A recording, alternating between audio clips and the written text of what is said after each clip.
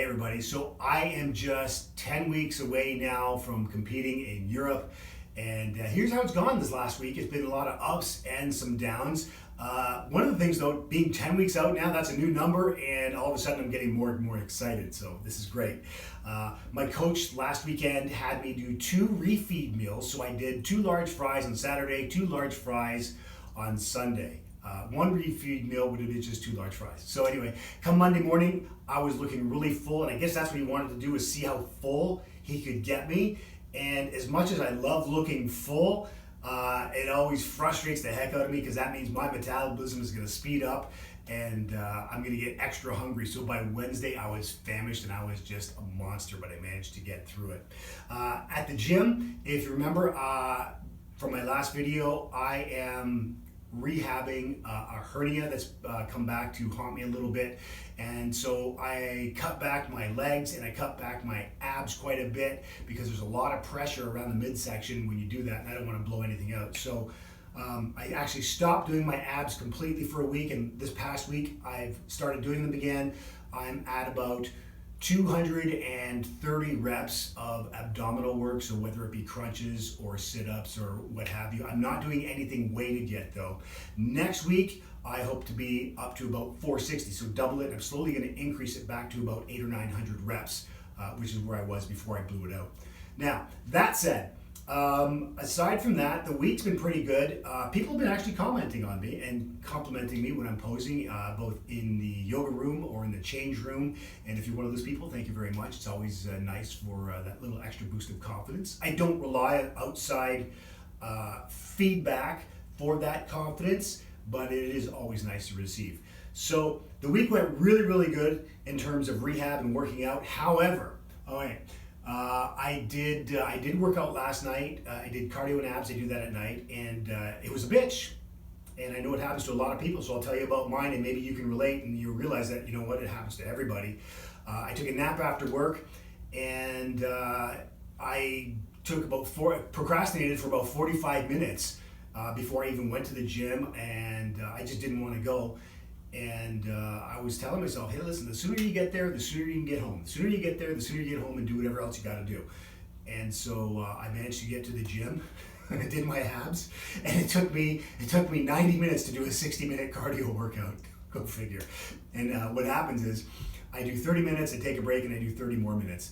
And when I was taking that break, usually it's a 10-minute break, it took me like half an hour. And I managed to get through it, but barely.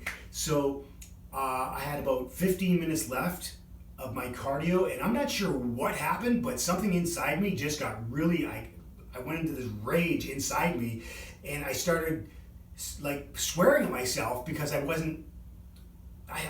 still can't put my finger on it. I don't know what happened, but I started I felt like I had, it felt like I had self-Tourette's, swearing at myself. Luckily there was no one around me, but all of a sudden I just got into this negative headspace is what it was. And part of it was other stuff going on in my life, and part of it was even just when I'm doing my cardio, I watch YouTube on my iPhone to take my mind off the fact that I'm actually sitting there bored doing cardio on the step mill, the Stairmaster. And so the internet went out, and that didn't help. And by the last 3 minutes, I really got tired of screaming at myself. And so I thought, I know what I can do. So when you're in fight or flight, you can't think about anything but saving yourself. So what I did is I cranked the intensity level from a 9 to a 12 for the last few minutes, and I was going like a mother. And when I was doing that, it didn't allow me the time to think about other things in my life that were frustrating me, or just the fact that I wanted to get off the machine. All I could do was think, okay, oh my God, I gotta keep up to this, and I did that for the last 3 minutes. That's what got me through it. I don't know if you've had that similar experience, but that's the way I dealt with it. And so today, here we are, and this is what I look like 10 weeks out today, and we'll see how I'm doing. And the problem with shaving your head is when it starts to grow back, it's like Velcro when you're taking off your shirt. So here we are. Put this here, and okay, after a really good refeed last week, I'm still holding on to some of the fullness. Yeah, abs not looking too bad. A little bit of water in here. You know what this actually looks like? This actually looks like I finished a competition 2 weeks ago and I'm starting to reverse diet. Yeah.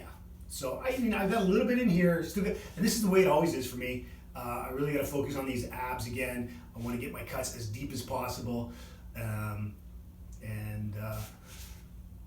yeah.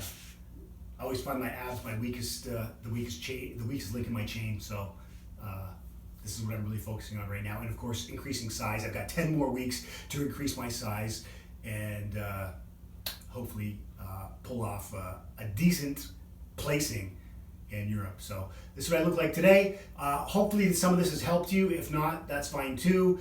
And wish me luck and good luck in your fitness routine and your fitness journey. Cheers.